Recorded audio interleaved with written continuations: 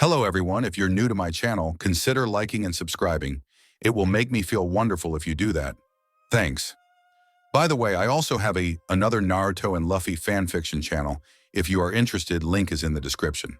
Flashy Brotherhood by Airuna.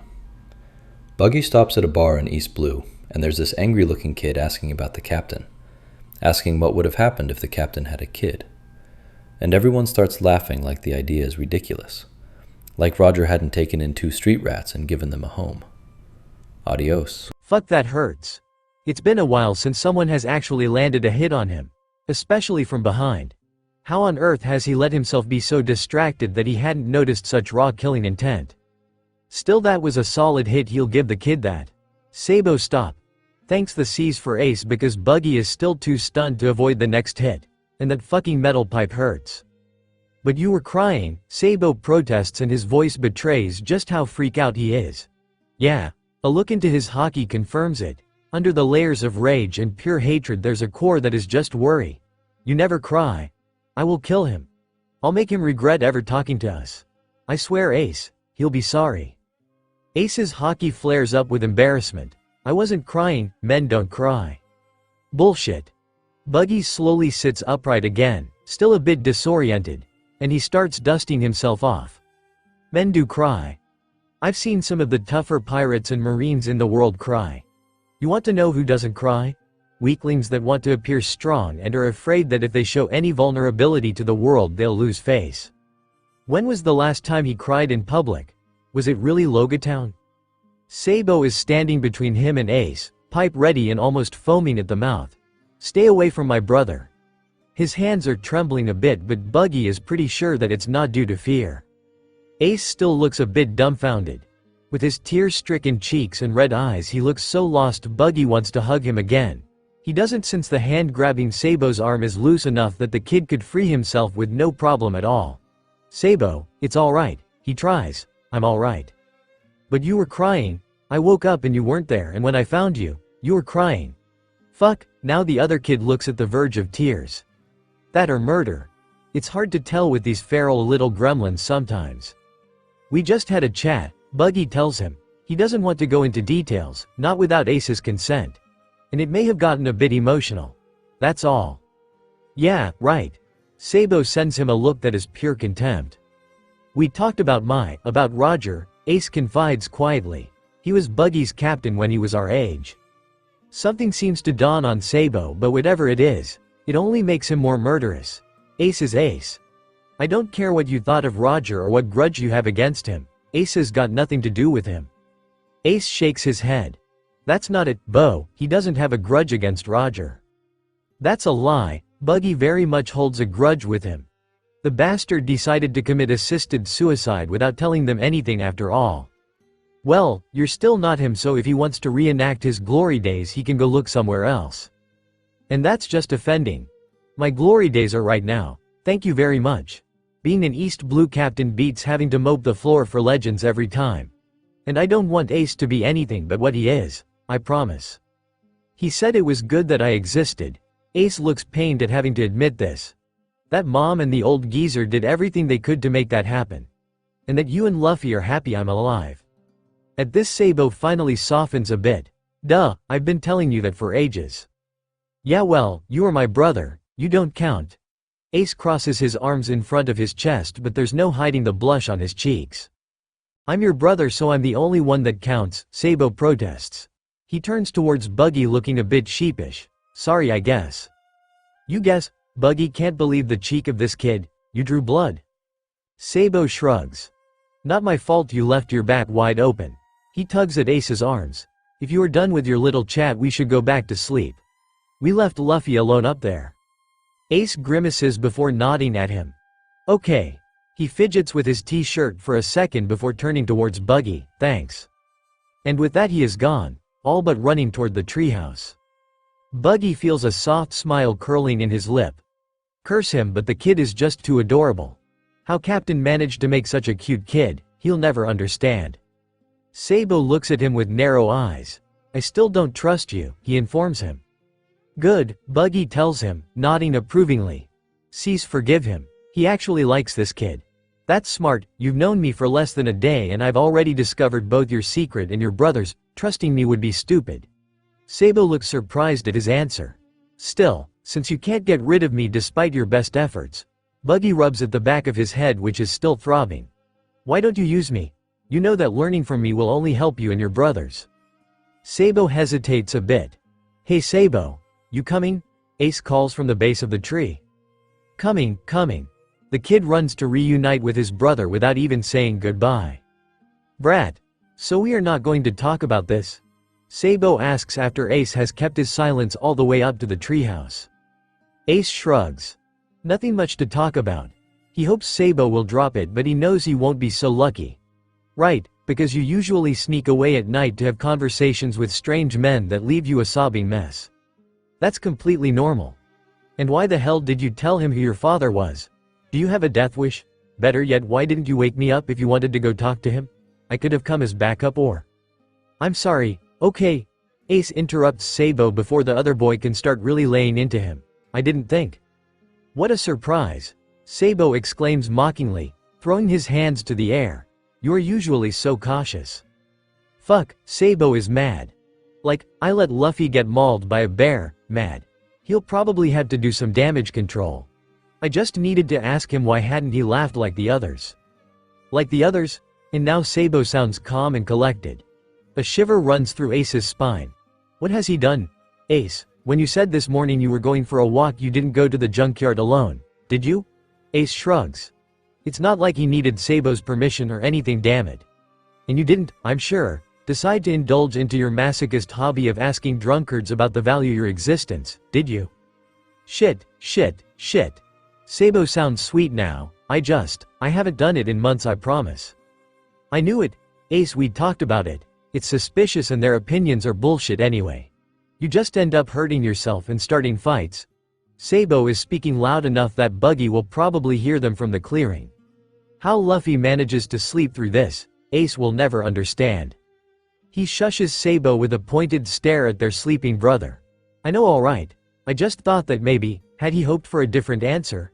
Had that been why he had gone again and again even if it always resulted in the same shit show? Or had he wanted to remind himself that even if he now had Sabo and Luffy most people still wanted him dead? That being with him only endangered them. I won't do it again, I promise. Sabo looks stunned for a second before all his anger seems to leave him. You won't? I promised, didn't I? Sabo nods slowly. He knows him well enough not to doubt his word. Alright, fine then. I was just going to force you to take me with you next time but this is better. Ace shrugs again.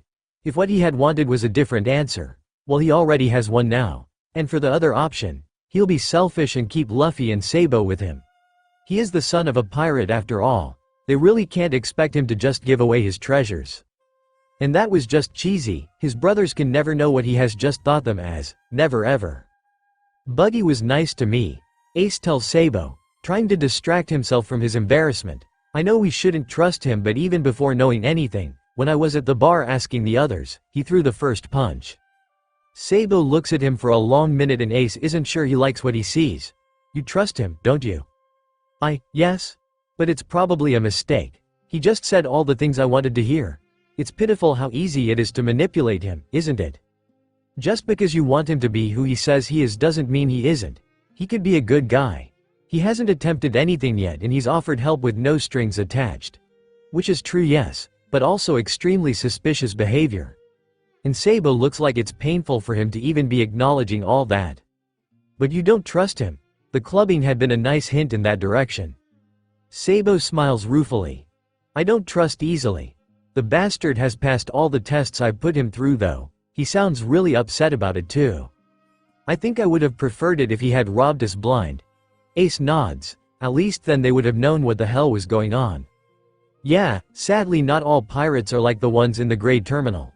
Sabo laughs but he still sounds slightly off. Ace looks down at the floor. Sorry I worried you. It's okay, that's what brothers do I guess. I mean Luffy will make us both go gray before we reach our 20s. Sabo lightly bumps his shoulder with his own.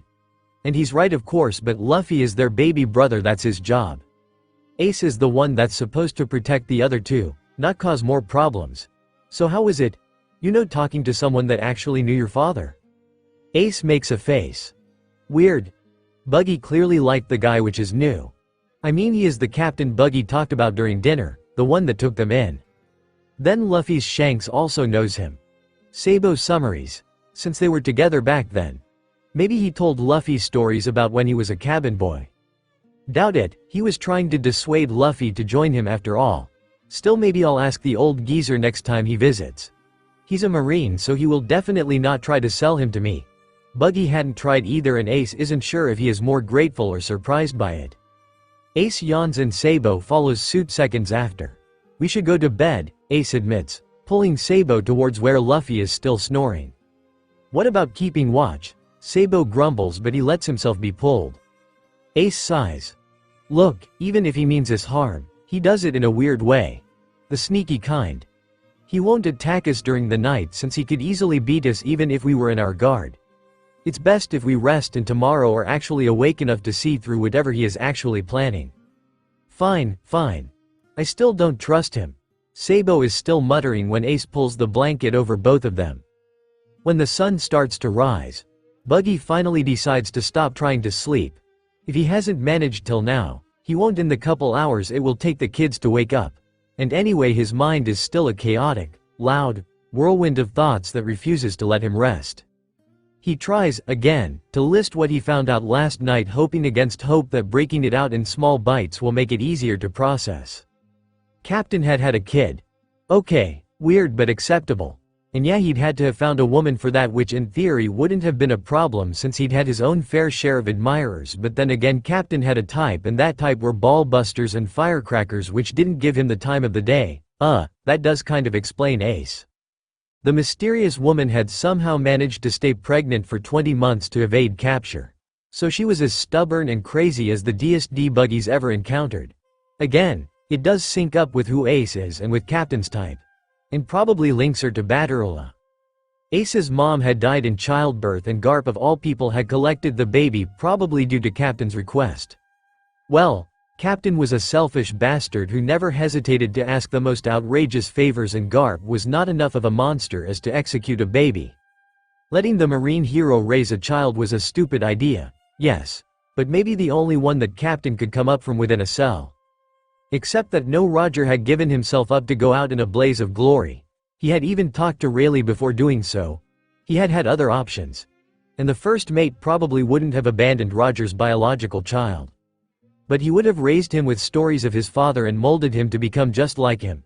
Maybe Roger had wanted to give Ace a choice. Not that Garp seems too open to the idea of his grandkids being anything other than Marines. Anyhow, Ace had ended up in Goa being raised by mountain bandits. Blackmailed mountain bandits to be precise. And had adopted 2 brothers on the way, which had made him a world of good because he also had the habit of organizing self-loathing parties for himself and inviting all the underbelly of the island. And finally, and most importantly, one of his brothers got very trigger happy if Ace so much as looked upset. Hell, probably both of them did, and Buggy had just been lucky Luffy had been asleep last night. Well, okay, it's a lot, but he can work with this. His objectives have not changed. He's here to ensure these kids have at least a modi of adult supervision, and he will be training them to be as strong as they can be because the world out there sucks. Especially for Roger's son. And for Dragon's son too. Yeep, the repudiate son of a snotty noble probably won't have it too easy either. He's heard rumors about some world noble family that had left the safety of Mary Joie. Fuck, he really hopes the brutes of the junkyard don't ever realize who Sabo is. How does Shanks always manage to find the weirdest ones? Also, what is Garp doing? Isn't he satisfied with having raised the head of the revolution? Does he just want more outlaws to add to his collection? And why is Buggy getting involved with children with such pedigree? Still, kids are kids, he supposes, even when they have wills that can be seen from Skypia. He stretches out his arms and legs. It's been a while since he's slept in the ground. He can still hear snoring coming from the cabin, so he decides to go take a walk. Buggy soon finds himself back into the city and cloaks his hockey as tightly as he can. They are clearly looking for him, or for the definition of him the shopkeeper has given them at least. There's twice as many guards as he had seen last time, and even some Marines scattering around. He passes them by without getting as much as a look. The smell of freshly baked bread retches him and Buggy decides that he could do with some breakfast. Before he enters the small bakery he unwinds his hockey just enough so that the woman behind the counter won't be too startled when he starts talking. It should still be hidden enough that she won't pay enough attention to his face to remember it.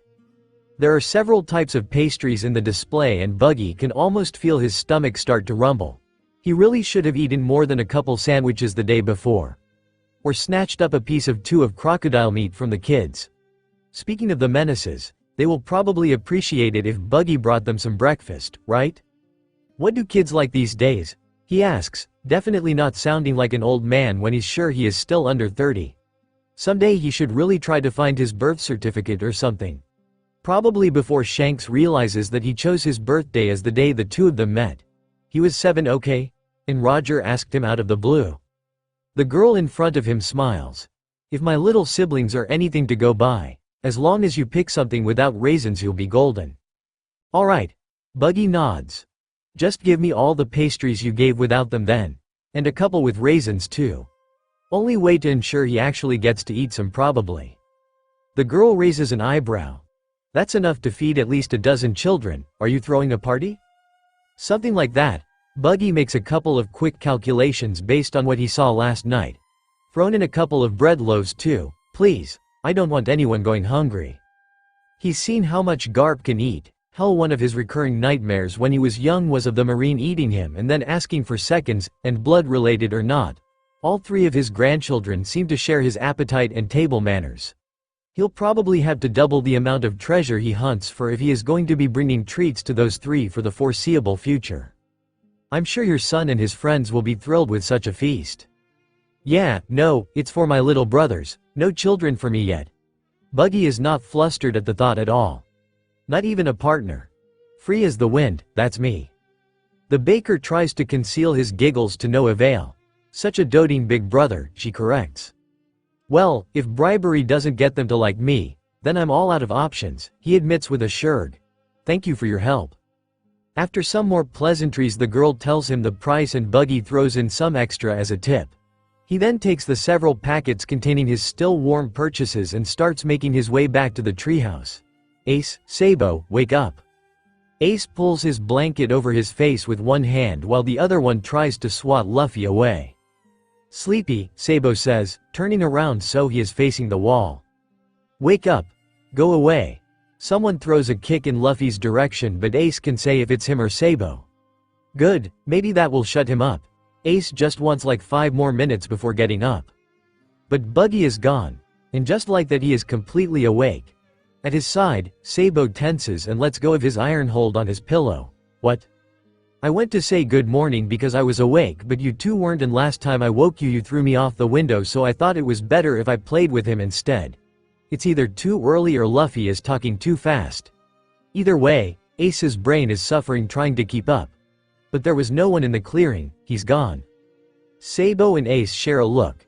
If Buggy is really gone, Luffy pouting will be the least of their problems. If Ace has to stop himself from laughing out loud, he really is as naive as Luffy, isn't he? Buggy has left without saying goodbye right after Ace all but told him about Roger. Of course he has. Ace is an idiot for ever believing Buggy could have actually meant anything he had said last night. And now everyone will know and his brothers will be in danger and the old geezer will lose his job and maybe even go to prison, and Dayton and her men will probably be captured too. And let's check out the clearing, Sabo says. He places a hand on Ace's shoulder that does nothing to reassure him. Maybe he just hid himself during the night to not get eaten by the wild beast or something. And yeah, hadn't Buggy almost disappeared last night when they had gone to bed?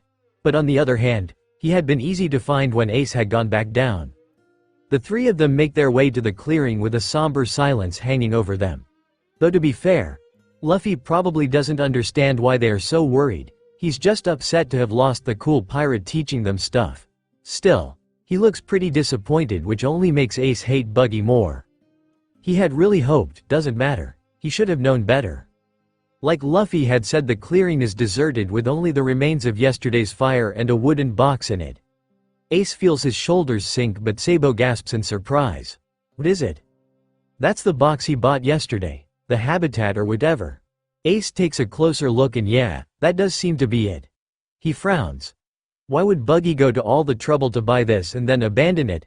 He shakes his head, trying to dislodge the stupid, treacherous hope that he's starting to feel.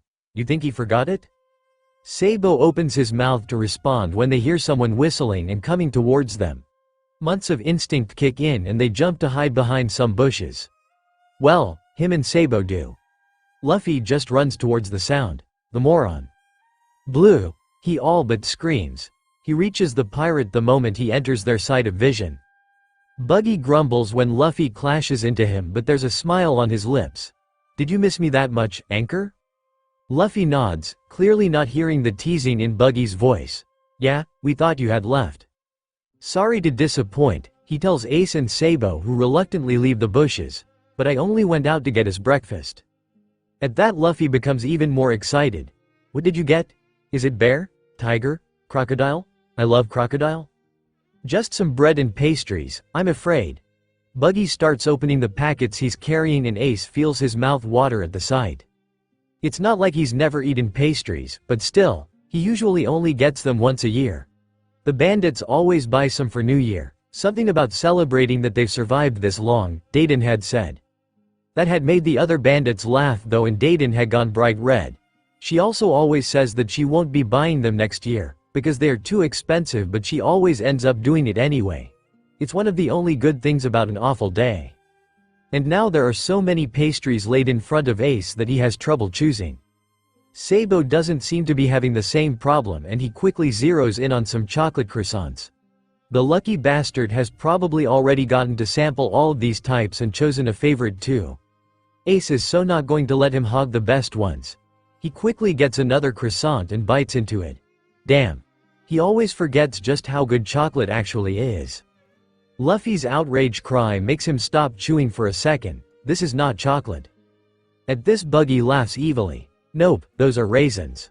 By Sabo's expression of disgust and Luffy's betrayed face, Ace deduces that that's a bad thing. It's nasty, Luffy whines. He is tugging at his tongue that keeps getting longer and longer, like he's trying to get away from the taste. Here, this one has some cream. That should help you get rid of the taste. Buggy shoves a puff pastry into Luffy's mouth. And keep away from these ones here, they are for me and they all have raisins. Okay. They finish their breakfast without any more incidents and by the end Ace is so full he needs to lay down a bit. Sabo burps loudly, looking completely satiated. Luffy is still nibbling on a loaf of bread even though his waist is twice as wide as before they started. Buggy has only eaten like 3 or 4 pastries, though, and he's looking at them half horrified and half in awe. How do you even manage to hunt enough animals? He trails off like he's deciding he'd rather not know. He is sitting beside the wooden box, one hand slightly tapping its top, and Ace can't contain his curiosity. What's that? Something cool, Buggy answers. Want to see it before or after your lesson on pickpocketing? There's no way Ace is moving for at least half an hour, and Sabo seems to be thinking in the same vein because he inches closer to the box. Now, he answers. Buggy nods. Very well. He carefully grabs the top of the box and ever so slowly raises it to reveal. Is that a snail? Buggy is not expecting much of a reaction when he unveils the Den Den Mushi, but still, the kid's blank expressions are a bit underwhelming. Has Garp taught them nothing? Wait, does he never even call his grandkids, high-ranking Marines, or issued personal baby Den Den Mushis? He has no excuse. Except maybe keeping Ace away from any Marine infrastructure. Maybe. Still, he is on fucking thin ice.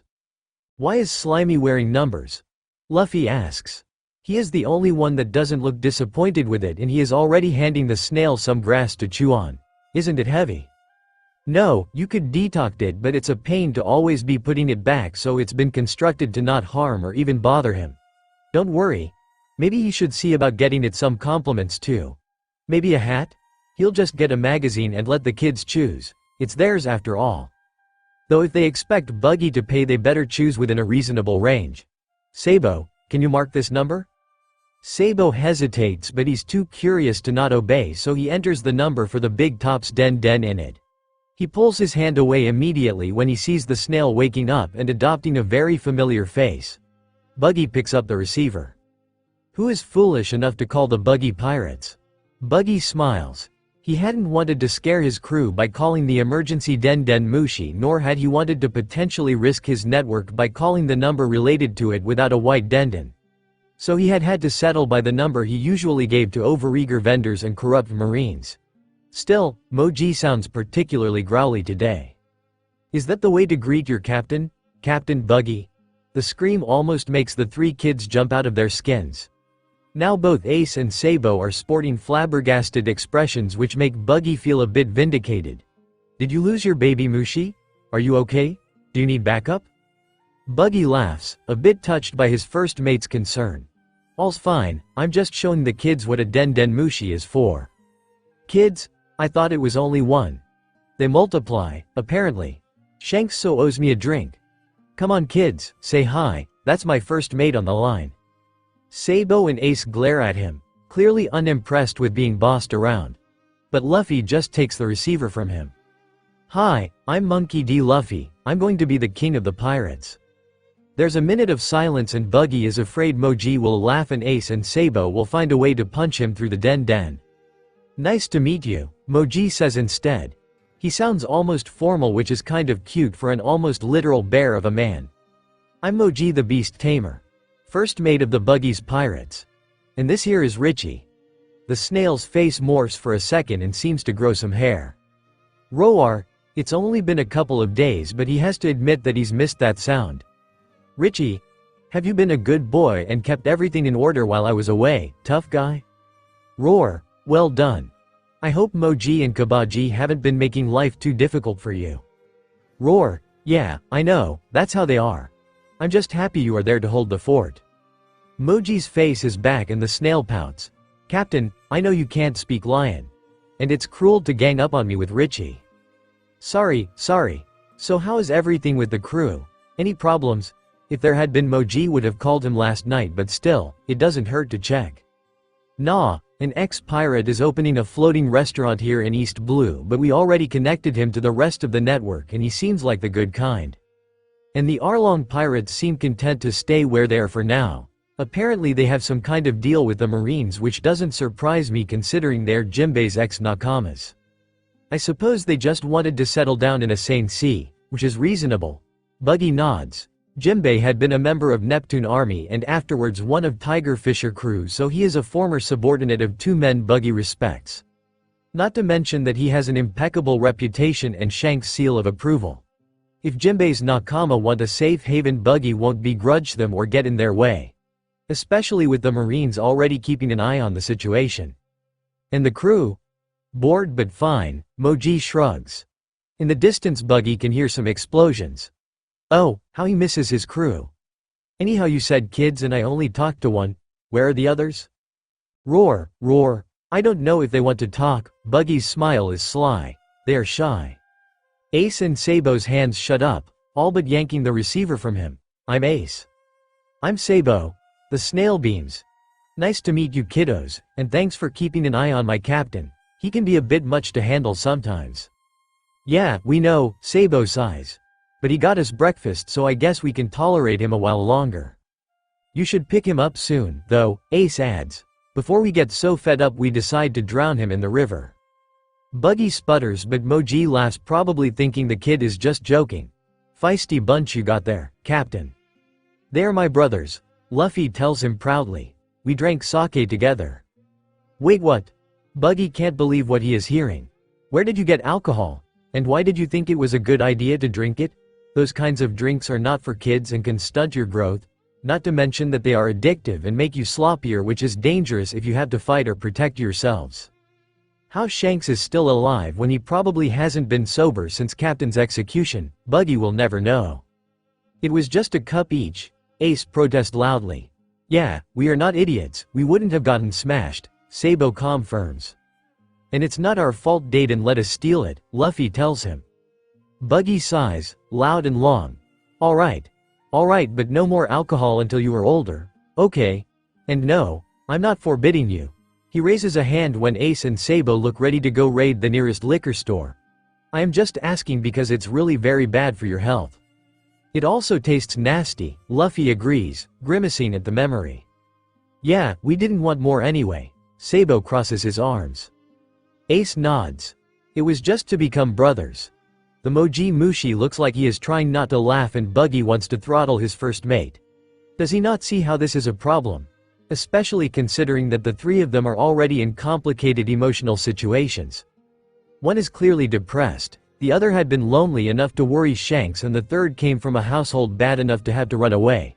Sure, let's throw alcohol into the mix. What could possibly go wrong? He is about to berate his first mate when he hears another voice coming from the Den Den Mushi. It's your turn to keep watch. You can't slack off just because Captain left you in charge. Kabaji is right, Buggy says, because he is, and definitely not because Moji seems to find the thought of his brats getting alcohol poison hilarious. And I have a promise to keep anyway. I'll talk to you later. Fine, Moji grumbles. But please call us before you set sail this time. He can at least do that much for his worrywart of a crew. Promise. Buggy returns the receiver to the snail, who starts snoring almost immediately.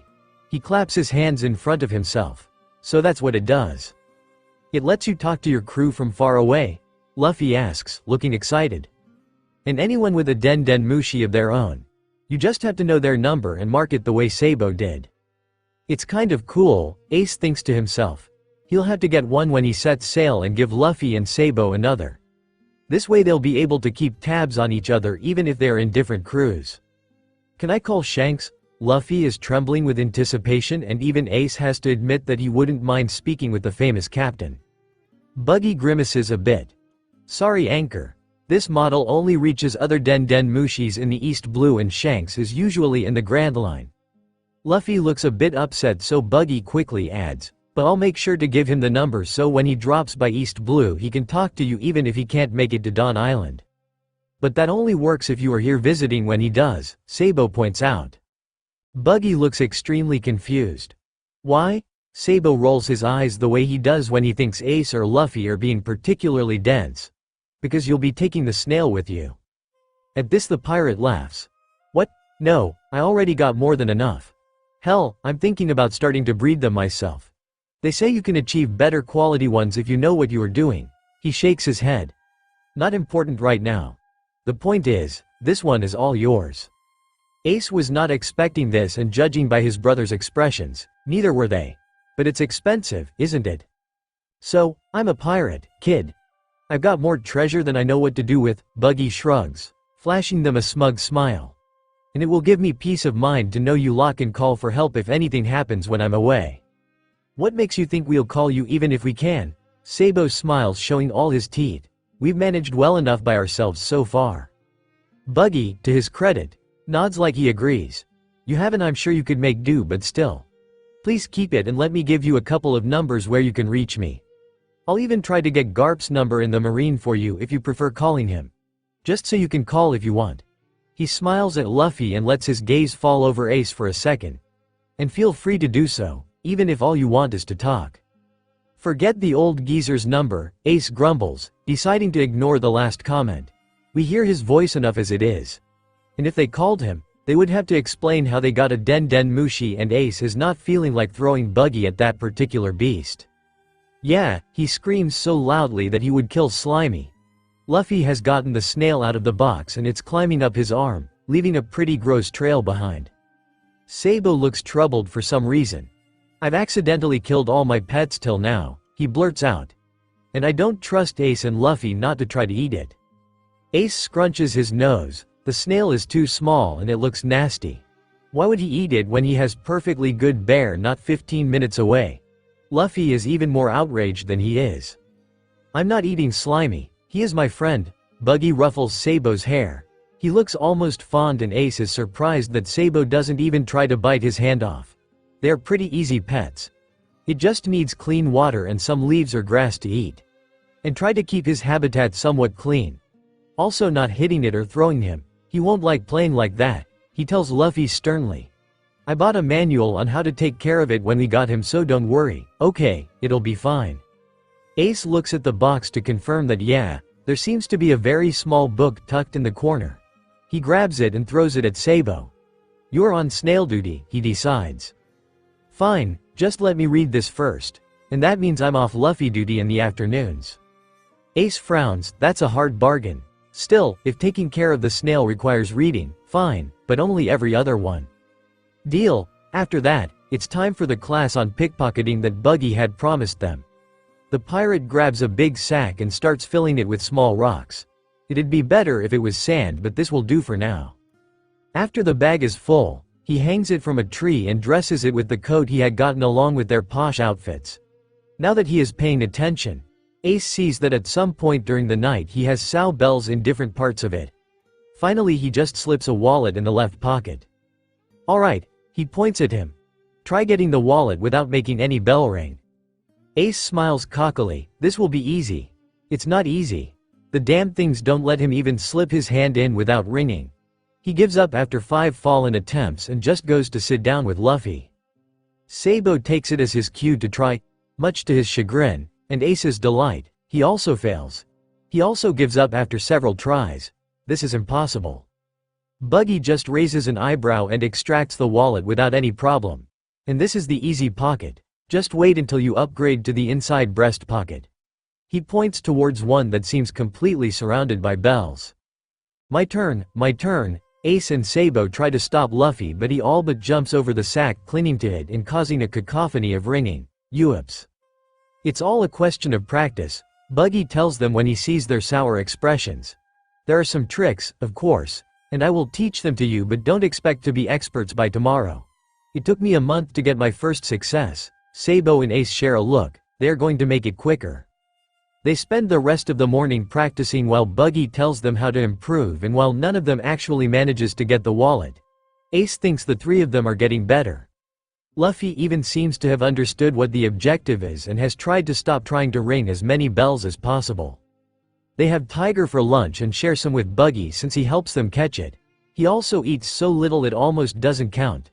Afterwards, Luffy decides to take a nap and Sabo engrosses himself in the Den Den Mushi guide Buggy had bought them.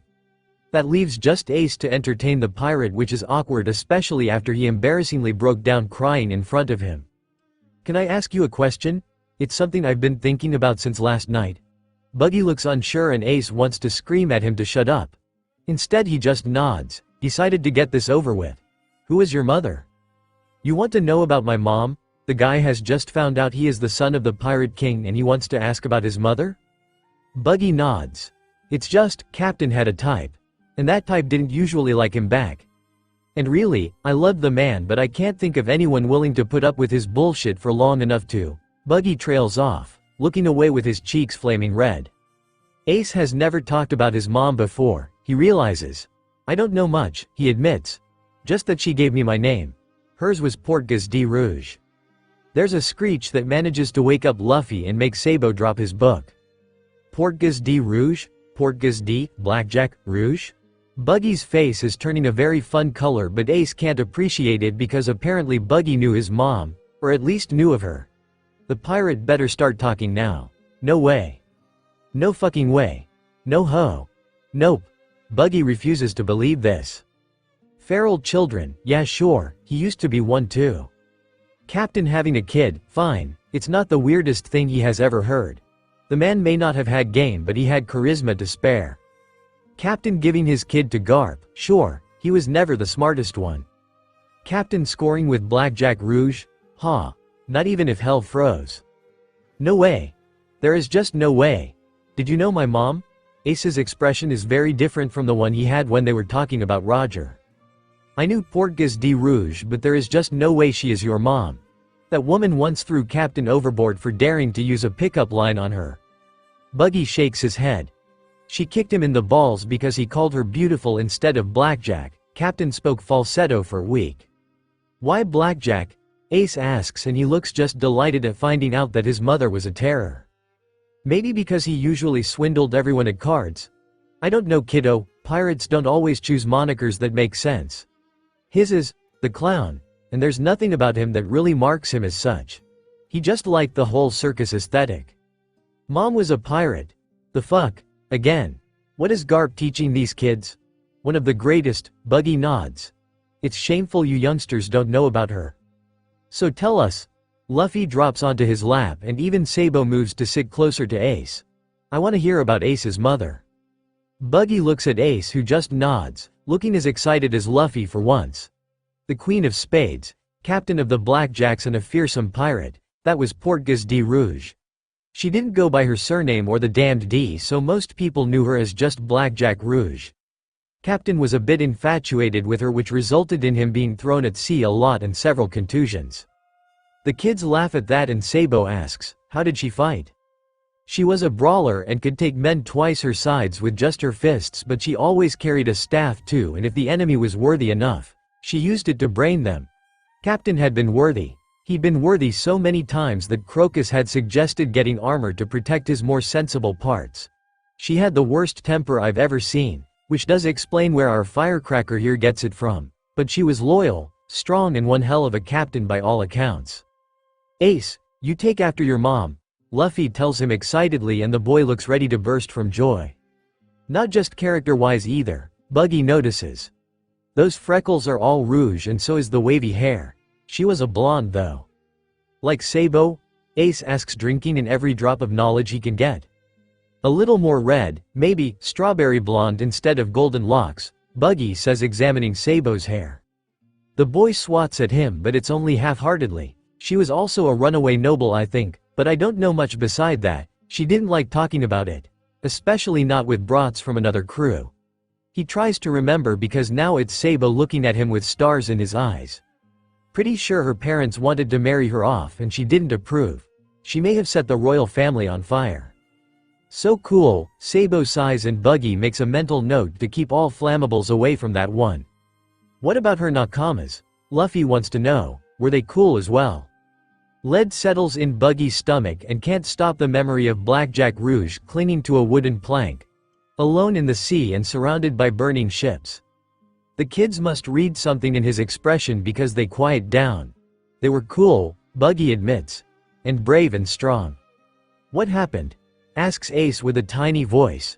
10 enemy pirate ships and 2 marine flagships happened. Pirate life is dangerous and the Blackjack didn't care who they made an enemy of. When we heard they were planning an ambush, we tried to go to their aid, but it was too late. All the ships had been sunk or set on fire and there was only one survivor. Blackjack was in pretty bad shape, but she managed to send all her attackers to meet Davy Jones before she passed out. Captain had been frantic, screaming for Crocus and sending the rest of them to look for survivors. She lost her nakamas? For all his childishness, Luffy looks like he understands the horror of that statement, and Buggy just wants to punch someone. Yeah, it took a couple of months for her to recuperate enough to be on her way, and she decided to retire to South Blue. Once a pirate has lost his crew, it's really difficult to start over. If he was unable to keep his men safe and had to see Moji, Kabaji and Richie slain before him, yeah, that would be enough for him to give up the black sail. What good is a captain that cannot protect his crew? The kids look grim and Buggy realizes that he may have told them more than he should. I suppose having Captain nurse her back to health changed her perception of him. Only a captain can even begin to understand the horror she went through, and Roger, for all his faults, was a good listener. But you said she hated his guts, Ace asks, almost offended. Apparently this one liked the idea of his mom despising his dad. Weirdo. I said she enjoyed causing him bodily harm. Most of Captain's best friends were like that. They respected each other as captains and they had been known to drink together when we moored in the same islands. Believe me, if Blackjack had hated him, she wouldn't have let him breath anywhere near her. Let alone bedded him, but Buggy doesn't want to think about this and he is not mentioning SX to kids. With his luck, he'll end up having to give them the talk. They were friends who enjoyed sparring together, only their sparring once leveled an island. So she attacked him because she liked him? Luffy looks confused and no, he needs to, but this right now. Which is not healthy. If you like someone, the right thing to do is to tell them and then accept whatever their answer may be. Not attacking and not trying to make them change their mind. Okay. You cannot force people to like you. The thing is, Luffy probably could, which only makes the prospect even more terrifying.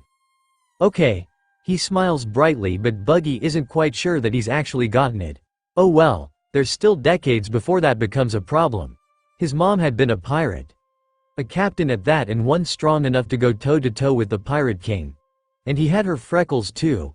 And Luffy had said he takes after her when Buggy had described her. Tell me more, he demands, and he knows he sounds like one of the spoiled nobles from Hightown, but right now he doesn't care. I only spent a couple of months traveling with her and she was in mourning during those. Buggy tells him apologetically. So I may not be the best person to ask. Especially since I was a kid back then. But you lived with her, right? So you must know something. I know she was kind and didn't look down on me and Shanks. She actually took us seriously and even taught us a couple of fighting tricks. Oh, and how to cheat at cards too. Buggy smiles almost nostalgically. I cleaned Gabon at poker twice in a row before you realized it. Though Rayleigh made me return my winnings. Apparently you are not supposed to swindle Nakama. Ace doesn't know how to play cards. It's not like they even have a deck. She ate like a normal person, so I almost forgot she was AD, but she reminded me every time she decided to go surfing between Seekings during storms. What's surfing? It's like sailing, but instead of a ship you only have a plank and you stand in it riding the waves. We managed to find hers in the wreckage. It had some dials, that's a technology from the Grand Line. Those allowed her to have some propulsion even without waves and go even faster.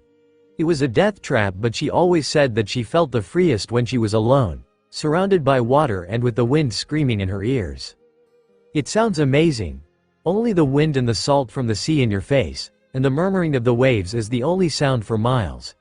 It must be like standing on the edge of the sea cliff, but even better. She used to wear a flower in her hair, a big, red one. Buggy bits his lips. I think it was a hibiscus, but I'm not completely sure. How she managed to keep it fresh with all the salt and the wind, I'll never know. Sabo had stolen a book on plants, hadn't he? Maybe later Ace can go and look up what that flower is like. Can it be found in Dawn? Maybe he can get one. Luffy once put flowers in his hair when they were trying to disguise themselves, so it wouldn't be weird if Ace did it too, right? Oh well, if someone mocks him he'll just punch them. She sounds really cool, Sabo admits, which duh. Ace's mom was the coolest. No wonder Roger fell for her. There's a squeak and Luffy's hand stretches out to cover Sabo's mouth. We can't tell people Ace's dad was the Pirate King. He whispers loud enough for them all to hear. It's a secret. It's okay Luffy, Ace tells him before he can smother Sabo. Buggy knows, he used to sail with him. You were in the crew with the Pirate King? Wait. Was Shanks in that crew too? Luffy had already liked Buggy, but now Buggy will have a hard time getting away. Yup, we both were cabin boys in the Oro. Mopping the floors and running errands for the legends on board. There's something ugly in Buggy's voice and Ace wonders why. He had liked Roger, so what had been the problem? Sabo tucks at Buggy's sleeves to get his attention. What does D mean? You keep saying it like it's important. Oh yeah, he had said so, hadn't he? That Ace's mom was a D. D is bullshit. Buggy nods sagely. Look, your brothers here are Monkey D. Luffy and Portgas D. Ace, right? How does he know? Ace hadn't told him about his D. And Ace's parents were Portgas D. Rouge and Gold D. Roger, and yeah, that's the correct spelling, don't let the newspapers fool you. Then something dawns on him. Oh fuck, you are a double D? A D square? How on earth are you still alive? He looks like he wants an answer, so Ace just shrugs. I'm strong. Buggy just shakes his head, looking extremely troubled. So what? Sabo is still curious about that D thing. It's a family thing, isn't it? Kind of, but it's also a clear sign that someone is reckless and strong and fucking voracious. They are also very charismatic individuals that shape history for better or for worse. Buggy mutters something then that sounds like fucking rocks. Which makes no sense. And they have zero, and I mean zero, survival instincts or common sense. That's rude. Ace has some common sense. He elbows Sabo, who is nodding along like Buggy is making sense. Oh, and I used to have the theory that it was contagious since, well, Shanks. You're actually making a good case for it too. I'm sorry. He actually seems to mean it too, and Sabo pouts, huh. That's boring, Luffy complains. I want to hear more about pirates' adventures. Not now, Luffy, Sabo shushes him. Well, they seem to be all pretty famous people. I mean, we have the Pirate King and the Marine Hero. And you said Ace's mom was also a great pirate. And Luffy and Ace have already made a name for themselves, at least around here. Yeah, and let's not forget the world government's worst thorn in the side. The revolutionary leader, Monkey D. Dragon. The kids blink at him with their little faces completely blank. You do know who Monkey D. Dragon is, right? He really hopes the kids just didn't hear him right. Three heads shake together. Luffy, has no one told you about your father? I have a father, C's. Does no one in the monkey family have the first clue about raising children? It isn't that hard. Dragon even had the best example of what not to do. Everyone has one. Sabo grumbles and he is clearly not a fan of the idea. He then turns towards Buggy. He is alive? Not for long if his and Ace's faces are anything to go by. And Buggy will not stop them. Hell, he may have to find Dragon and have some chosen words with him as hell. Overthrowing governments is all well and good, but he could at least visit. Yeah, Luffy, you have a father, and a living one at that. Cool. The kid doesn't look too bothered at least. Hell, he seems more interested in Slimy than in hearing about his father. His brothers are not the same. Ace is frowning, and if Buggy had had any doubts about him being Captain's son before, they'd be completely dispelled now because that expression is painfully familiar. What's his excuse? If he is not dead, why isn't he here? Yup, that glare is all Captain. No doubt about it. Rouge tended to smile when she was this mad. A very similar smile, in fact, to the one that Sabo is sporting. He almost pities Dragon. I heard he is busy toppling governments and the like, Buggy tells them, because well, his cause is worthy at least. I told you he is a revolutionary. He goes to countries with corrupt monarchies where a fraction of the people live by hurting the rest and puts things right. Like my parents, Sabo asks, and while Dragon doesn't seem to be forgiven, it's clear that he at least approves of his work. Exactly like that, he takes the power from them and gives it to the people. There's also the world nobles, of course. They look down on nobles the way nobles look down on poor people, so imagine they think of the common folk. The government and the Marines protect them, and they can do basically what they want, hurt who they want and take what they want. Even if what they want is people, the bastards. They are Dragon's ultimate goal. But in the meantime, he is contenting himself by raising hell in minor monarchies and replacing their governments with people that actually care for the rest. You can do that. Fuck, maybe he should not have mentioned this in front of Sabo. The shining in his eyes doesn't augur good things. It's not exactly legal if that's what you are asking, Buggy shrugs. Then again, what is or isn't legal is usually decided by those in power. Ace looks pretty done with the conversation. Can we go back to the fact that Luffy's deadbeat father is alive and hasn't deigned to visit him once? This seems to shake Sabo out of his awe, and he goes back to frowning. Do you have any idea where we can find him? He asks Buggy, and his voice is so sweet and polite that it sends a shiver down his spine. Surprisingly, people trying to stage a coup on the world government don't broadcast their location. He may have a couple ideas though, not that he'll tell the kids that. Luffy seems finally bored of his new friend, and he pouts at his brothers. Are you done talking? Can we start fighting now? Buggy tenses. He is mostly certain that he doesn't mean attacking him. Mostly. Still, he's already received a pipe to the head. He is not looking forward to another one, so he keeps his eyes trained on Sabo. The kid just goes to fetch what looks like a board. Blue. Luffy tugs at his sleeve. You're fighting too, right? Maybe, it all depends on who we are fighting. He turns towards Ace, who smirks at him. We fight each other to train, the kid explains, which makes almost too much sense knowing them. It's 100 fights each, so we usually go 50 rounds against each other. 100 fights? His voice may have raised an octave there. But really, he shouldn't be surprised at this stage. Hell, he has a feeling they had already mentioned it. Luffy nods, probably taking his surprise for outrage. I know, they put that stupid limit in because they were afraid they'd lose against me. Ace bumps him in the head. We put that limit in because you'd sooner die of exhaustion than stop asking for rematches. I was only going to fight until I won, the youngest grumbled. And that was never going to happen, Sabo tells him, sticking his tongue out. Anyway, Buggy, you in? Buggy considers it.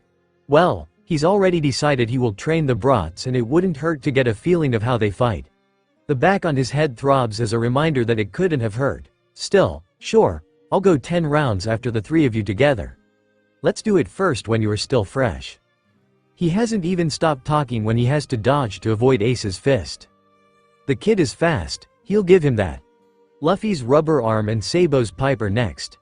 He could dodge them too, but what will be the fun in that? He takes hold of Luffy's hand and winds his arm around the pipe, making a neat bow. Ace tries to take advantage of his distraction by jumping at him. I wouldn't have worked even if he hadn't screamed. Still, someone needs to teach him stealth. He redirects Ace's trajectory with a soft shove and the kid falls onto Sabo. It's my win, he declares, and he allows a smirk to creep onto his face. Take 5 minutes to coordinate before you attack again. You won't take me down without teamwork. They don't take him down with it either, but they at least last more than a minute, which seems to soothe their egos. Nice try, Buggy tells them when they are picking themselves up from the floor. Ace, you are strong, but a direct approach won't work with me. Try to actually plan ahead. Luffy, your devil fruit is cool, but you still don't control it very well, so don't attempt flashy stuff on the fly. Just focus on improving your mid-range punches. Sabo, I get that aiming for my head is more satisfying, but don't obsess with that. There are plenty other places that will hurt me. Now try again. The kids look at each other before launching at him. Is this how Luffy usually feels? 5 rounds in and they still haven't been able to even touch the guy. He frowns, sharing a look with Sabo. How did you manage to hit him yesterday?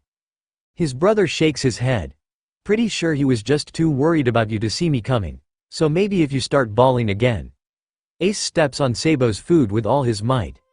Kidding, just kidding. But he really is strong, isn't he? He's not even separating his body. Ace moans. He isn't used to feeling so outclassed and he doesn't like it. How does Luffy manage to never lose his drive when this must be how he always feels?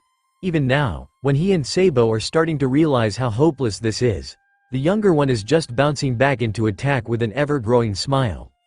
Well, at least one of them is having fun. We need to at least land a hit, Sabo decides. He grabs Luffy before he can launch himself against Buggy again. Come here and listen. Maybe we shouldn't rely too much on Luffy following a plan. The kid isn't even paying enough attention to be offended by Ace's comment. Let's just try to slate our attacks. There's 3 of us and just one of him. Okay, so Luffy, you attack first. Luffy nods, still trying to get away from Sabo's grip. Try to get him in his head, so his guard is as high as you can get it. Then I'll go, and since apparently I should stop targeting his smug face, I'll aim lower this time. His smile is full of teeth and Ace almost whimpers in sympathy.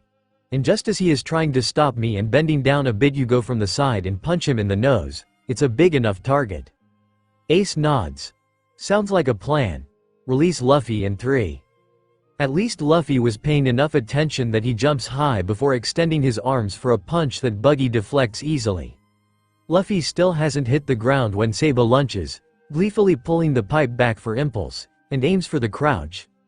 Ace is already in position and jumps a couple of seconds after his brother, trying to guess where Buggy's face will be when he bends. Only he doesn't. He sends Sabo's pipe flying with a kick and just grabs Ace's fist before it can connect. Ace pouts. Solid effort. Buggy praises them, and why does he keep doing that?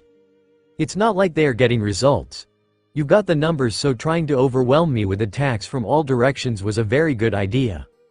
Ace, your punches are very strong, so you can get away with sending them mid-fly, but if you have your feet on the ground and twist a bit your body, you'll get even better results, so try to get some solid ground when facing strong enemies. Luffy, I know punches don't hurt you and that you don't mind if I send you flying, but do try to dodge at least sometimes, okay? And Sabo. The kid looks at him with defiance. Nice job, if possible.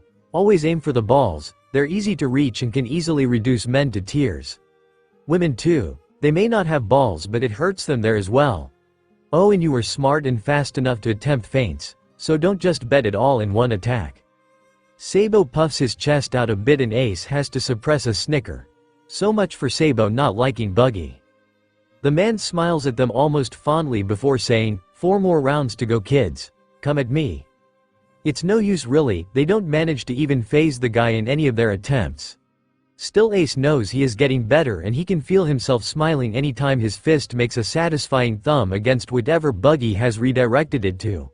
And it's fun too. He's never had to think too much in a fight. He just punched the bastards and called it a day. But now he is looking at Buggy and his brothers, trying to find an in and coming up with ways to bring the pirate down. When they end up flat on the ground for the 10th time, he finds himself pouting alongside Sabo and Luffy. Just a couple fights more, he hears himself asks. And because he's learned something from Makino, he decides to add, please? Yeah, don't be a chicken. Sabo tries to egg Buggy on. Chicken, chicken. Chorus Luffy. Buggy just snorts. Knowing when to retreat and which battles not to fight is one of my specialties. Nothing wrong with not facing enemies you know you can't best. What a bunch of bullshit, Ace thinks. And anyway, which fights can't Buggy win? He is leagues above any pirate Ace has met. And right now, I want to sit down and see how you fight each other. No point in improving your teamwork if you end up helpless on one-on-one fights. Tomorrow then? Sabo tries. Yeah, Luffy nods. You have to fight every day, that's the rules. Buggy smiles softly again and ruffles Luffy's hair. We'll see. Now, you want me to keep count? He gestures towards their board where Sabo is already writing a Buggy column with 10 tally marks.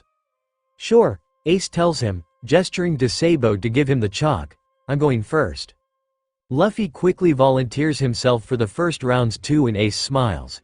As fun as it has been, fighting against Buggy, he is craving some victories for himself. Him and Luffy get into position and Sabo goes to sit beside Buggy. I'll win this time, Luffy declares, launching at him, and Ace shoves him into the ground with a satisfied grin.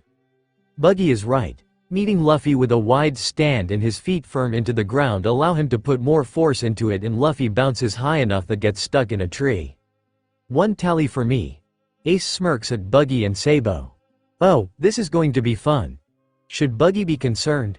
He's never had a brother, but he is pretty sure that gleefully pounding them into the ground is not normal. Then again, he does remember the epic pranks the Whitebeard kids played on each other, so maybe it's completely natural. He wonders how Birdie and Sparkly are doing. They stopped trying to get in touch a couple of years ago. Which is probably to be expected since Buggy hadn't answered their calls once. Luffy is lasting longer today, Sabo points out. But that may be because Ace is playing with him. Buggy nods, even if playing isn't the word he'd have used. Ace seems to be taking these fights as an opportunity to try new things, and while most of the strategy he is using is overkill, Buggy can help but smile proudly. He shouts a couple of pointers to both kids every now and again, and even Luffy seems to be starting to think sometimes before throwing a punch. Luffy's power is pretty tricky. Sabo is mumbling by his side, sitting with his head resting on his hand. He always bounces back, so you have to be careful your attack isn't reflected back to you. We had to tie him on a tree when we tried to rough him up. Okay, this is definitely not normal. You tried to rough up your little brother? Sabo shrugs. He wasn't our brother then, and Ace is the one that attempted to kill him, not me. I just wanted to scare him so he'd leave us alone. He'll just ignore the trying to kill him thing. Yeah, Ace clearly didn't succeed anyway. And how did that work out for you? Buggy raises his eyebrow at the kid who just snorts. Not too well. But really, how would you take down a pirate with Luffy's power? Sabo asks, his eyes never leaving Luffy. If you really wanted to keep him down? Cutting weapons. Blunt ones won't do anything to him. Not without hockey, and there's only one user of it living in East Blue full time. Swords or knives would probably do the trick. Or spikes. Sabo's tone is too dark for that to be a guess. Want to tell me what happened? Buggy isn't surprised when Sabo just shakes his head with his lips pursed tightly together. Well, if you ever change your mind. That's another point for Ace, Sabo interrupts him, clearly wanting to change the subject, so Buggy lets it drop for now. True enough, Luffy is on the ground with Ace pinning him down. Not yet, it isn't. Buggy smirks at Sabo. Luffy, remember what we talked about, you are rubber, so your arm not only can stretch, it can also grow thinner or wider if you want. And you can move your elbow to wherever you want. Right. Luffy shuffles a bit, but Ace is still holding him down with just his arms. Concentrate, Luffy, you can do it. In the end, he can't do much more than throw a weak punch at Ace by elongating and twisting his arm, but the older boy has had to use his whole body to restrain him. Not bad, Lou. Ace is the first to praise him. Not enough to beat me, of course, but still. Buggy turns towards Sabo. We should go get Luffy and Eel to try and catch so he can get a reference on how to move. His skin is not as slippery, but his bones are all rubber, so he should be able to imitate its movements well enough. Fuchsia has a lot of fishermen. I'm sure we can find some. The blonde nods. Still, it's a point for Ace, as I said. Yeah, Buggy chalks it up on the board with a smile. Ace really is good, isn't he? Ace is the best out of the three of us. Sabo admits a bit reluctantly. Though I've won against him several times. That seems a point of pride for the kid, and Buggy has to smile. Well done. It wouldn't do Ace any good to always win. He needs to know he is not invincible. He still remembers the look on Shanks' face the first time Birdie had utterly destroyed him in a sparring match. It would have been priceless if Buggy hadn't also just gotten wrecked. 2 against 1 and Birdie hadn't broken a sweat. So any pointers on how to fight Ace? Sabo asks, and he is trying to sound casual, isn't he? Sees, but that's almost cute. Wind him up, is his instant answer. He'll get sloppier, and don't try to face him head on. He is stronger than you. But you are slightly faster and more used to thinking on your feet, so try to get as many hits in as possible. They don't need to be strong, just enough that he feels like he is losing. That will only provoke him more. Sabo nods. So basically, I poke him until his patience runs out. Okay, I can do that. Buggy smiles. Good luck then. At that moment Luffy goes flying for the 50th time and Ace turns towards them with a smirk. That's another point for me. What? Luffy is already running back towards them. No, one more. Come on, please Ace. Just one more fight. Buggy is almost sure Ace will fall for the puppy eyes, but the kid just shakes his head. You know the rules. But I want to keep fighting. Luffy is pouting now and Sabo just sighs. Well, you still have 50 rounds against me. He points out, stretching his arms and getting his pipe. So let's go. Ace doesn't protest and just sits beside Buggy looking at his brothers. Good luck, Luffy. Make sure to last at least 5 seconds. I will. Ace tries not to preen at Buggy's praise while the guy goes over his fights with Luffy, pointing out what he did best and how he could improve. Still, it feels kind of nice. He knows he is good, but the pirates he usually beats up don't like to point it out to him, and Gramps' style of training consists basically of trashing them. Shouldn't you be paying attention to Sabo and Luffy? He asks when his cheeks start burning. I am. The pirate smiles and yells a couple of pointers in his brother's direction. I'm great at multitasking. That's the main reason I'm still alive. Sabo seems to have decided to use Luffy's devil fruit against him. He catches his elongated arms and knots them around a tree. Not fair, Luffy complains, trying to kick him. Wait, no, not my leg too. It's too late, and now Luffy is standing on one foot while Sabo uses the other as a whip to hit him. Alright, that's a point to you, Sabo. Untie your brother. Buggy seems to be holding back a laugh and Sabo pouts but obeys. Or tries to, at least, but apparently Luffy had tightened the knot while trying to free himself. And now with both him and Sabo freaking out and pulling wherever they can, it's getting even worse. Okay, stop. Buggy gets to his feet and Ace follows. Let me see. With agile fingers he starts gently tugging here and there, and soon enough Luffy is free. That was a nice knot, Sabo, he praises, checking Luffy's arms for any cut or bruise. But a sailor has to be good at both tying and untying them. And he has to know which type to use in any circumstance. Type? It's a knot. You can double or triple it, but that's about it, Ace tells him. Buggy sighs and shakes his head. What is that grandpa of yours teaching you? Really? How does he expect you to set sail without knowing the basics? So teach us, Sabo demands. You said you would. And I will, don't worry. But I thought you were fighting now? Luffy takes that as his cue to jump on Sabo, and Ace and Buggy go back to their spot to sit down. Why are knots so important? Ace asks. He understands fighting and even stealing, but everyone already knows how to tie things. A ship relies on wind to navigate, and it can't get it without its sails. Which Ace knew that much. And to control the sails you need rope. Rope that has to change where it's tied to fare often and always has to stay strong no matter what. Hence, knots.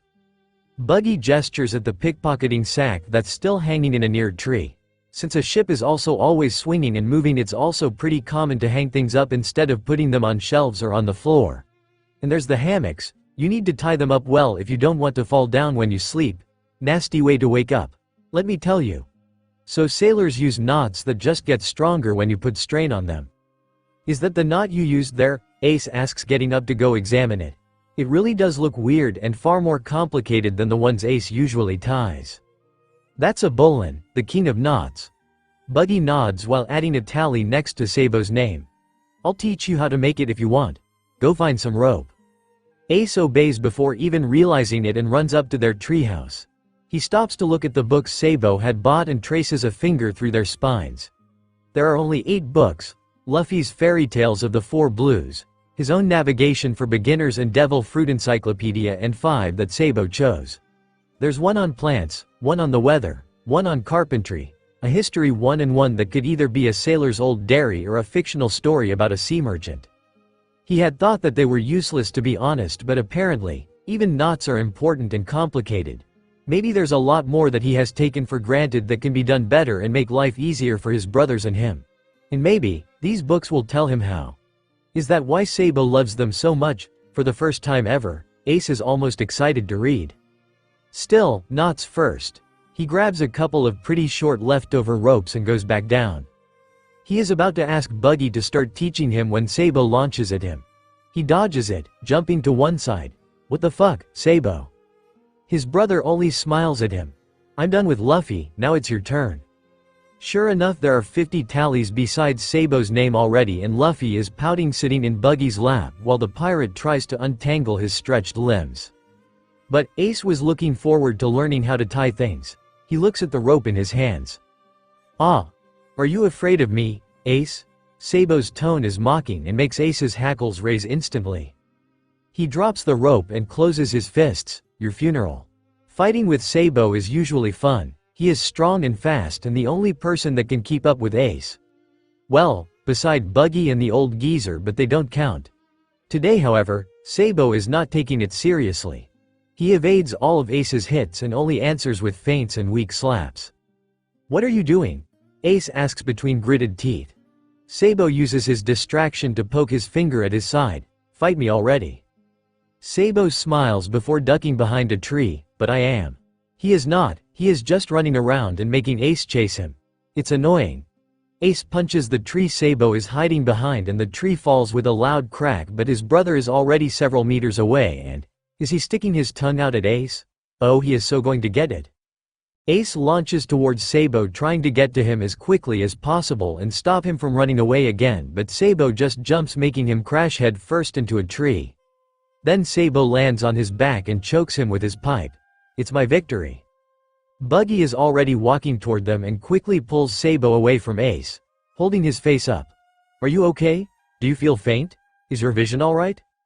Ace's face is burning with humiliation. First Sabo defeats him and now Buggy is worried? And all in front of Luffy too. I'm fine. He shakes Buggy's hands off his face. That was a nasty collision. Buggy tells him and his hands twitch like he wants to touch him again. Let me check you don't have a concussion. I said I am fine. Ace growls, trying to shove him away. He glares at Sabo. Don't get too cocky, this is just fight 1 out of 50. Buggy is still looking worried. Are you sure you should keep fighting? You just hit your head pretty hard and you are not made of rubber. Stop already, I'm not weak. Now even Sabo is starting to look guilty, like Ace is someone that needs coddling. Alright. Buggy holds up his hands in defeat. Just tell me if you feel dizzy. Okay? He continues quickly before Ace can protest again. And don't let Sabo provoke you. Anger and impatience makes you sloppy. You got a good eye for strategy, don't lose sight of that. Ace head snaps towards Sabo. You're doing that on purpose? It was Buggy's idea. His brother quickly protests, pointing at the pirate. We were talking about strategies to bring you down and he came up with this way. No fair. Ace complains. You didn't tell me how to fight Sabo. You didn't ask. Well, I am asking now. Buggy taps his chin. He is the worst out of you 3 at improvising. Try to get him into a terrain he isn't familiar with or hit him with new moves. He is faster than you but also weaker. Get him somewhere there's not much space to fight. The less he can move, the more you can face him head on. Sabo is frowning at that and Buggy must notice because he quickly adds. That is all relative, of course. You are actually very good at improvising compared to your average child, and believe me, you are leagues above strength-wise to what I was at your age. Ace is just off the charts. Ace smirks at Buggy. So both Sabo and you if you were our age then? There's a chuckle for the pirate and it's not exactly mean but it's not kind either. Not a chance. My technique was far superior to yours and I was used to fighting stronger opponents.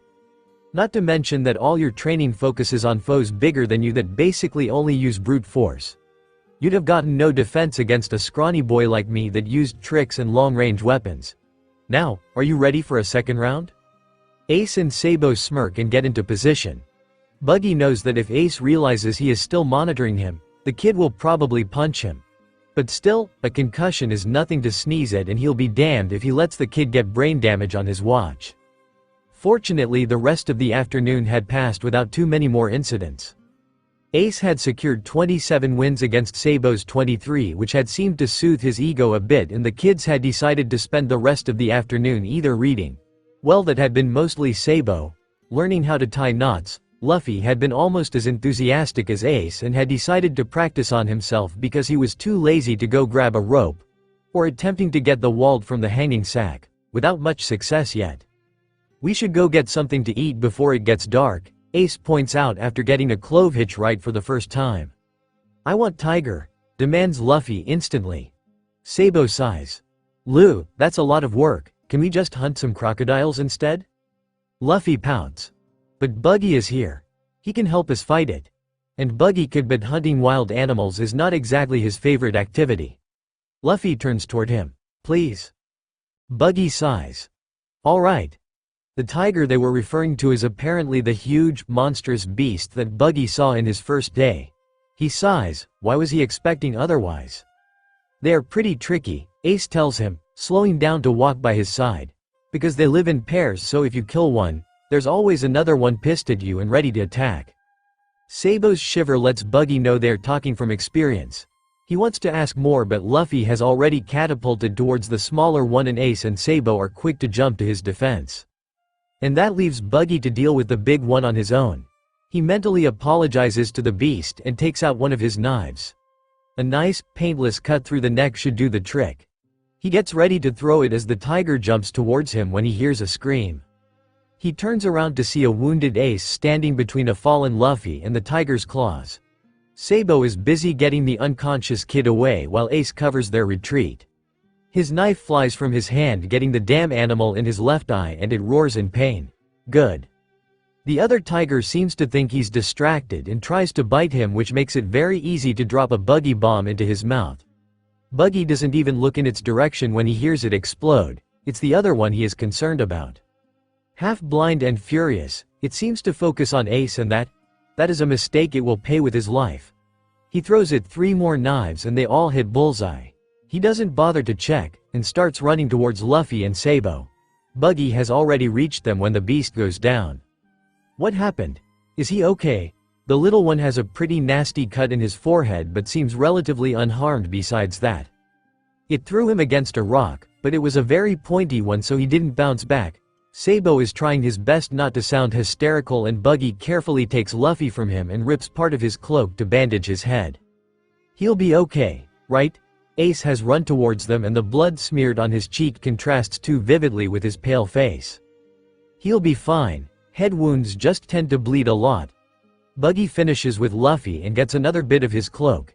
Give me your arm, Ace. Ace hesitates and hides it behind his back. It's just a scratch. Sure, a scratch from a giant cat that goes from his elbow to his wrist. But Buggy bits his tongue and just grabs Ace's arm to start applying first aid. Do you have medical supplies on that treehouse of yours? Sabo nods, looking a bit more like himself even if his red-stained hands are still trembling a bit. We have some bandages and alcohol to disinfect. Good, let's go.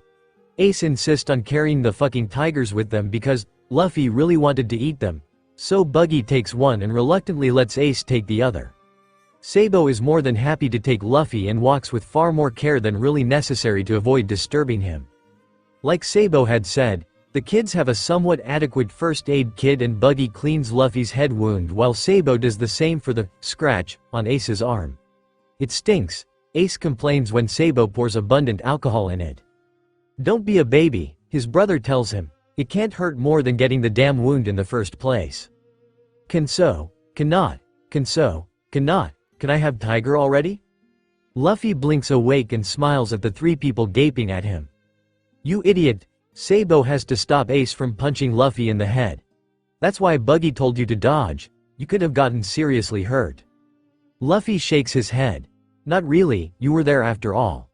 While Ace is sputtering and trying to come up with an answer, the boy turns towards Sabo. So can we have dinner or not? The blonde just sighs. I'll go start the fire. Luffy, is your vision funny like there's two of everything? Buggy asks, trying not to sound too anxious. Do you feel like you are on a ship or like the ground is moving? Does it hurt anywhere?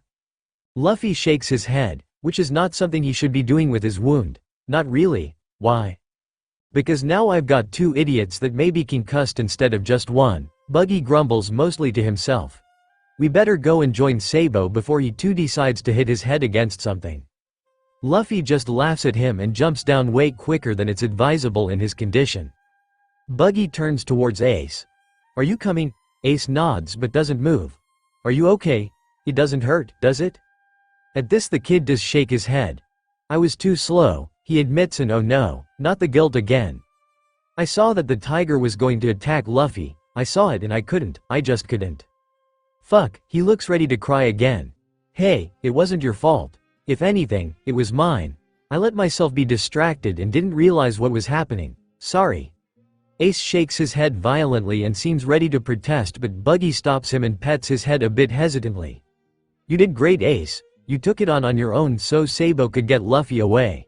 That was very brave of you. It wasn't enough. It was more than enough, and Luffy is fine. Sabo is fine. You're fine. So everything is alright, isn't it? Come on, let's go eat the bastards. That will teach them not to mess with us. Ace doesn't look completely convinced, but he manages a small smile. He opens his mouth to say something, but Sabo interrupts him from below. Come on, Ace. If you take much longer, Luffy won't leave you anything. Ace seems to finally put himself together and he screams back. Luffy, if you touch mine and Buggy's portions I will punch you. He smiles a bit shyly at Buggy. Let's go. Sabo is not kidding about Luffy and I'm hungry. Buggy nods and together they make their way down to the clearing. During dinner Ace can't help but sneak a couple of glances at Buggy. He is weird. Like really weird. Weirder than he looks. His nose may be the least weird thing about him. The last person Ace met who made this little sense was Luffy, and even he had needed more than a couple days for Ace to feel this comfortable around him. Buggy is looking at him too. At him and at Luffy. Every time one of them stumbles or seems to hesitate he looks really worried. It's stupid, some little bumps on the head and he is acting like they will drop dead any second now. Ridiculous. Compared to the old geezer, the tigers were almost gentle with them. Still, he is also entertaining Luffy with some stories about his crew, so at least some of his energy is being put to good use. The stories are good enough that Sabo is engrossed in them almost as much as Luffy. But Ace can't seem to concentrate on the words. The wound on his arm throbs a bit but Ace ignores it, focusing instead on Luffy. He doesn't seem in pain. But then again, he didn't seem to be in much pain after Porkami either. The wounds only seem to hurt him when they are being made. Afterwards they usually stop bothering him. But Luffy doesn't get knocked out easily, and if Buggy hadn't been there. Ace shakes his head. Buggy said it was all okay. They were all okay. That's what mattered. But it's kind of good that Buggy is here. He is ready to admit this much. He's a good fighter and a better teacher, and Ace has had fun this last couple of days. It would be nice if he could stay. Not always, of course. Having an adult around all the time would be bothersome. So how long are you going to stay? He asks Buggy and he tries to sound bored, but the twitch on his lips and on Sabo's frown tells him he hasn't succeeded. A couple more days for now, Buggy answers, and he sounds pretty sorry too. That's going to be like 4 whole days. The old geezer only stays that long for his once-a-year vacation.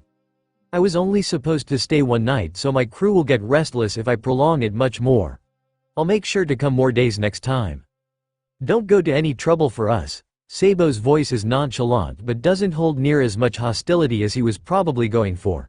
It's perfectly okay if you don't come back at all. At this, of course, Luffy protests. No, he promised to help me with my rubber attacks, he has to come back. Fine, Ace sighs because he knows that Luffy will throw a tantrum if he doesn't agree. But leave us a couple of weeks to ourselves before you return. I'm tired of being around old people. Who are you calling old? I am not yet 30. Buggy is as red as his nose. Ancient, agrees Sabo. Buggy is about to protest when a weird sound comes from beneath his cloak. Mushi, mushi, mushi, mushi. He takes out a small snail which looks pretty similar to Slimy, and Sabo's eyes light up. Is that a baby Den Den Mushi? Indeed. Buggy is pursing his lips together with worry when he answers. Captain Buggy. A voice Ace kind of recognizes calls for Buggy, and, yeah, it's the person that interrupted their call with the lion tamer, he is pretty sure.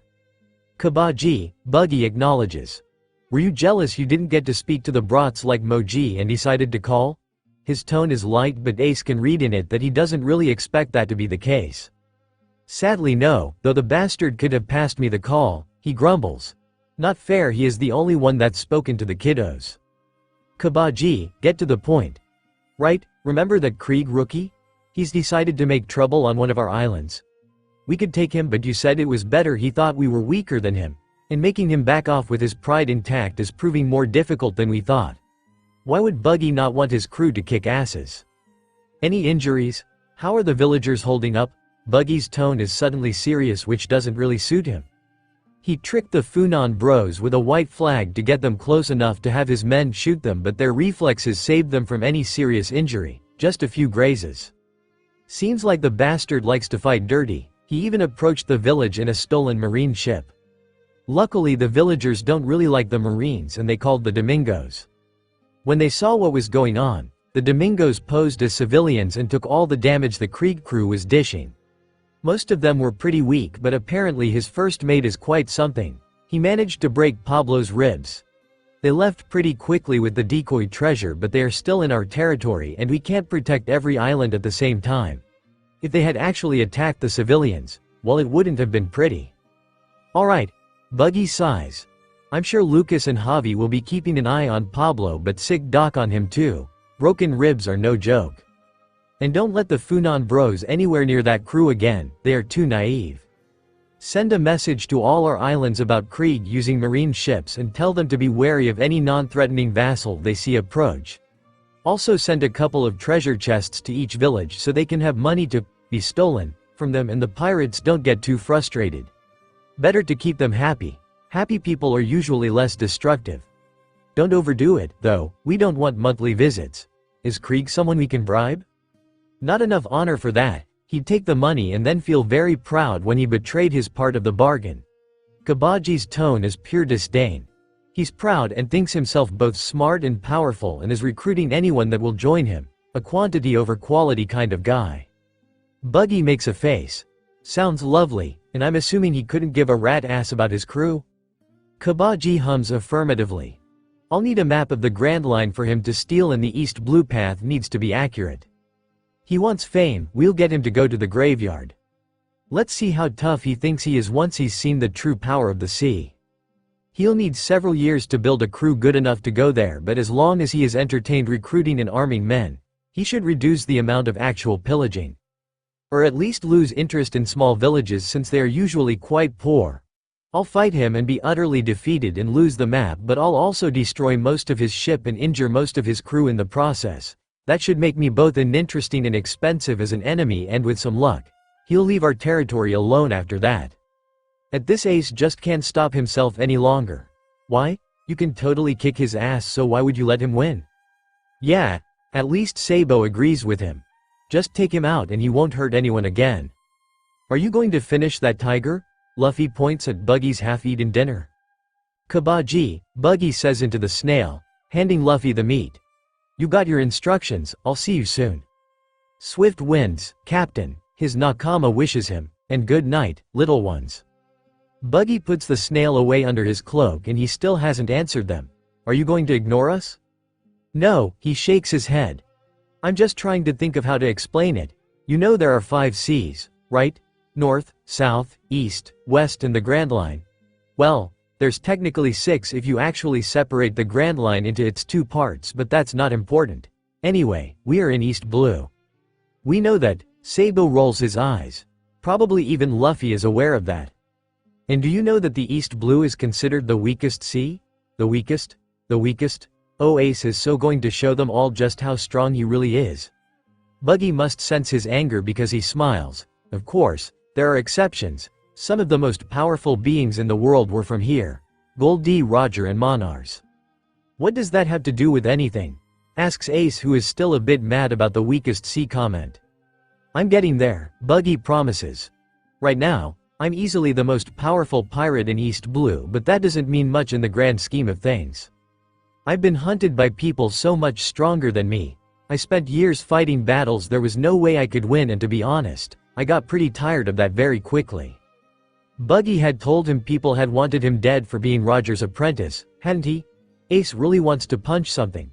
I didn't want that life, so I retreated to my beautiful, sane East Blue where I could live peacefully. Or as peacefully as pirate life can get, and got myself a crew of like-minded individuals. People have mostly forgotten about me, but that's because I'm not giving them a reason to remember. So if you showed how strong you really are, they would come to fight you again? Asks Ace, though it's not making much sense to him. Most likely, as long as I'm not a threat or a challenge, people won't go out of their way to attack me, or worse, my crew. And if they think I'm weaker than I am, they will be unprepared if they actually fight me.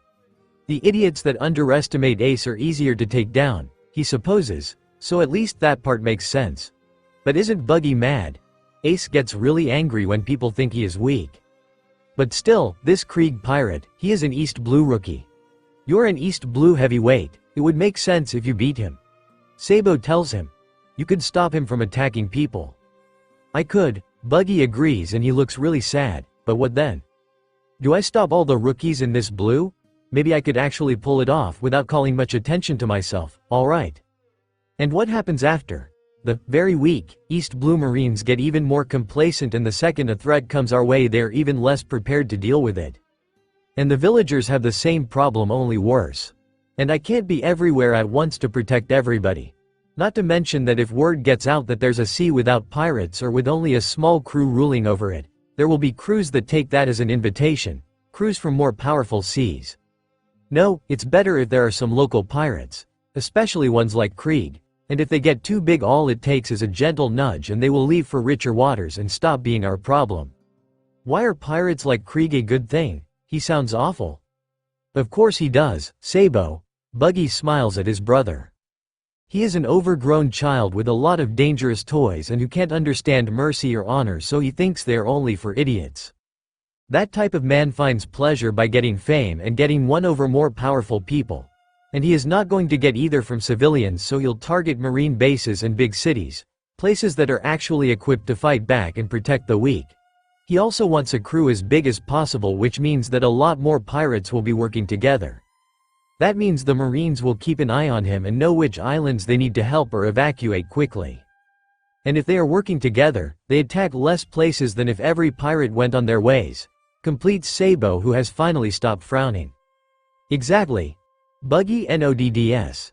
He is a bastard, don't get me wrong, but I've met monsters and Krieg. He doesn't even come close. He isn't competent or sadic enough to be. He is more useful to me alive than dead. So you lose on purpose? Ace is still fixated in that. I do, and proudly so.